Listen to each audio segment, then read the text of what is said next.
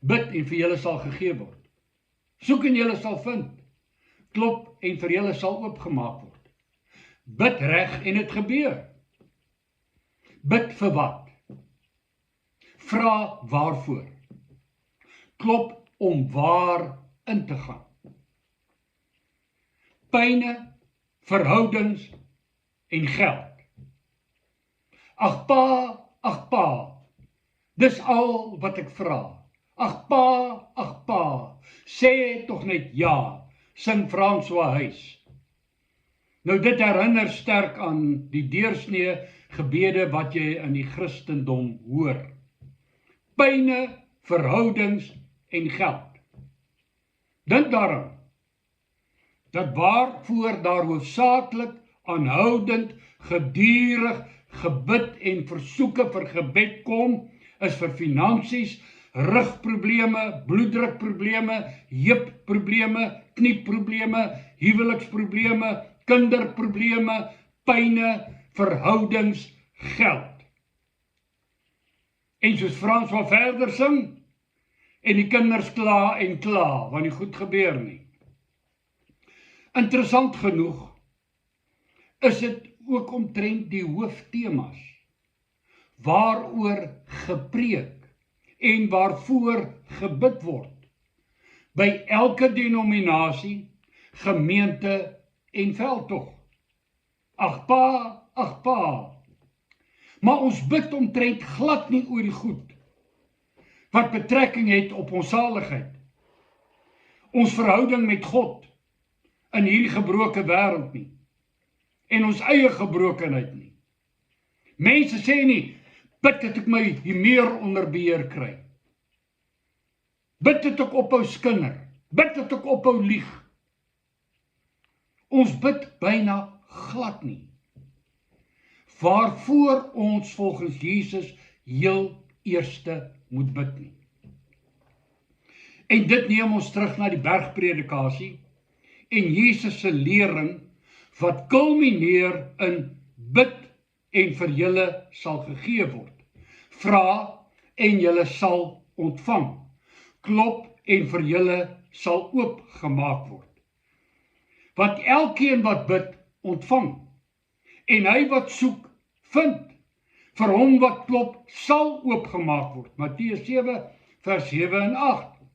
En dit word opgesom in die Onse Vader, wat meestal vir die kerk 'n geleentheidslied geword het. En die kinders kla en kla.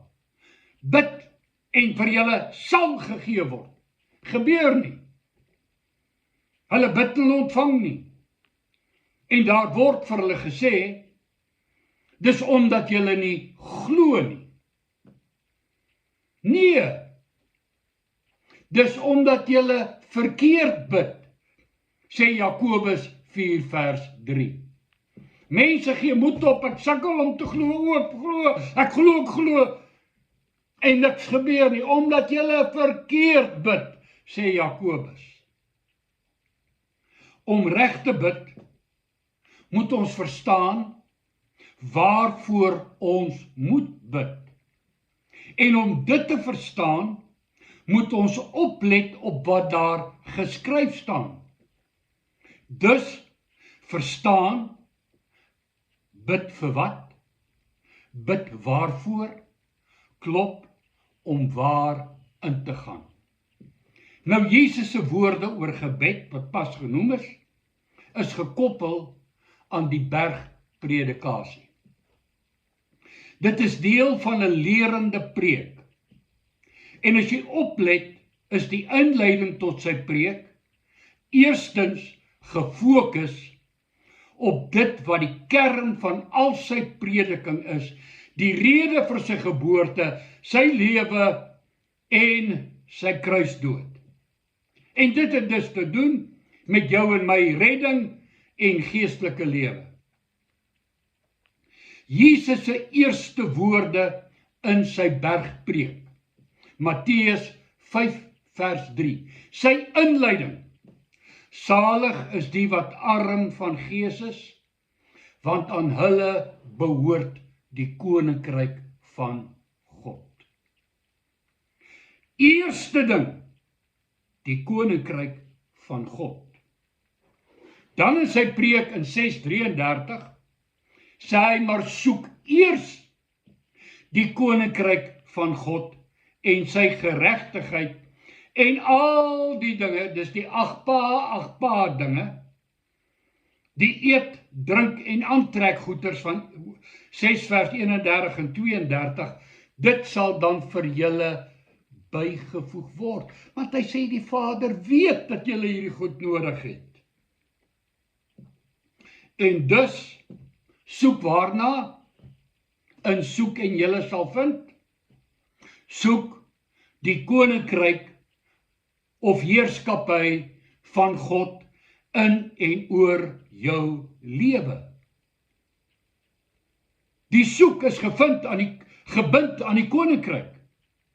Oor jou lewe, jou gedrag, jou taalgebruik, jou drange, gesindhede, humeur, karakter, persoonlikheid, keuses, waardes.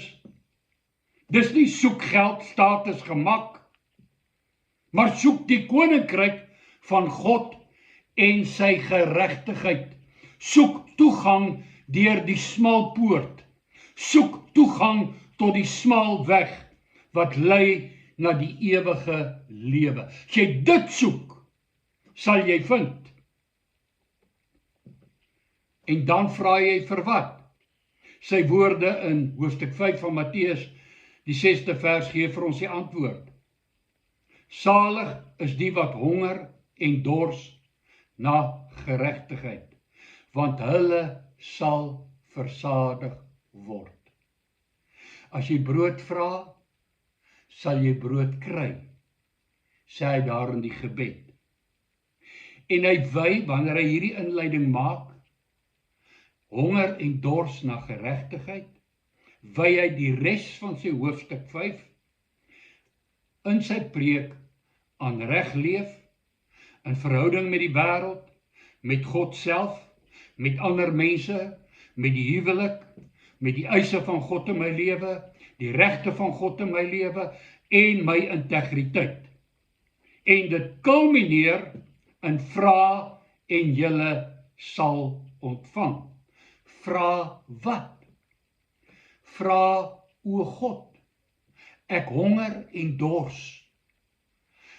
na geregtigheid. Verlos my, red my, verander my. Ek wil reg lewe. Soos my liggaam voedsel begeer, begeer ek geregtigheid, reg leef, reg wees, reg in gees, reg in gesindheid, reg in verhoudings, reg in verhouding met U. U is die lewensbrood, die geestelike brood. U is die een wat geregtigheid toedeel in en deur Jesus Christus. Laat dit kom in my lewe asseblief. Laat U koninkryk kom, laat U wil geskied in my lewe. Bid. Waarvoor? Jesus wy 'n hele gedeelte van sy bergpreek aan hoe jy godsdiens moet bedryf en wat ons rol in die wêreld moet wees. En in Matteus 5 vers 7 merk ek dat ag pa, dis al wat ek vra. Ag pa, sê tog net ja, 'n heidense konsep is. Nee, die korrekte manier van bid is altyd na die voorbeeld van die Onse Vader wat direk daarop volg in Matteus 5 vers 9 tot 13.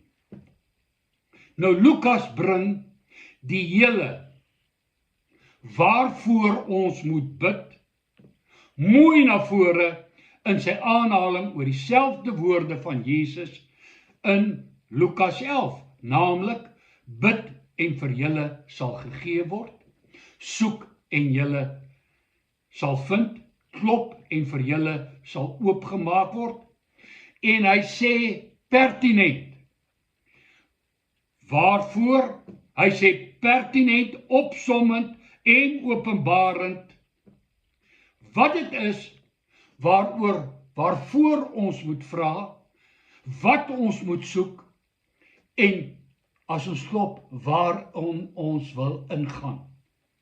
Hy sê duidelik wat dit is wat jy moet soek. Wat dit is wat jy moet vra. En waarvoor jy moet bid. Luister na Lukas 11 vers 13. As julle dan wat sleg is, weet om goeie gawes aan julle kinders te gee. Hoeveel te meer sal die Hemelse Vader die Heilige Gees gee aan die wat hom bid. Dis die kern van bid en jy sal ontvang. Soek en jy sal vind. Klop en vir jou sal oopgemaak word. Waarheen? Die koninkryk van God. Dis waarvoor gebid moet word. Dis wat ons moet vra. Dis om reg te bid. Wat sê hy? Hy sal die Heilige Gees gee aan die wat hom bid. Waarom sê Lukas dit so?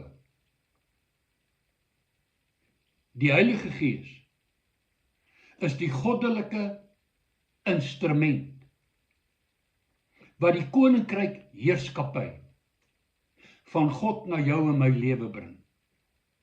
Hy is die bringer van geregtigheid na ons lewe. Want soos Johannes sê, hy oortuig van sonde, geregtigheid en oordeel. En hy vat dit wat aan Jesus behoort en hy gee dit aan ons. Hy lei ons in die waarheid wat ons vrymaak. Hy gee ons krag om getuies te wees van Jesus, Handelinge 1. Hy stel ons in staat om die regte vrugte te dra. Galasiërs 5. Hy maak ons 'n lig in die donker wêreld. Matteus 5. Hy maak ons in staat om alles wat in hierdie gebroke wêreld op ons pad gegooi word, as oorwinnaars te hanteer en met krag daardeur te gaan. Ag pa, dis al wat ek vra. Ag pa, sê tog net ja, lei meestal na nêrens, behalwe van die een bidplek na die ander bidplek, na die een plek waar hulle sê, kom en dit gebeur en dat gebeur, en die volgende gaan met jou gebeur. Jy gaan die geld kry, jy gaan die genesing kry, jy gaan dit kry, jy gaan dat kry, kom net en bring jou geld saam. Dis jammer. Van een oplewing na die volgende oplewing. En ons word nooit lewend nie. Soek eers die koninkryk van God.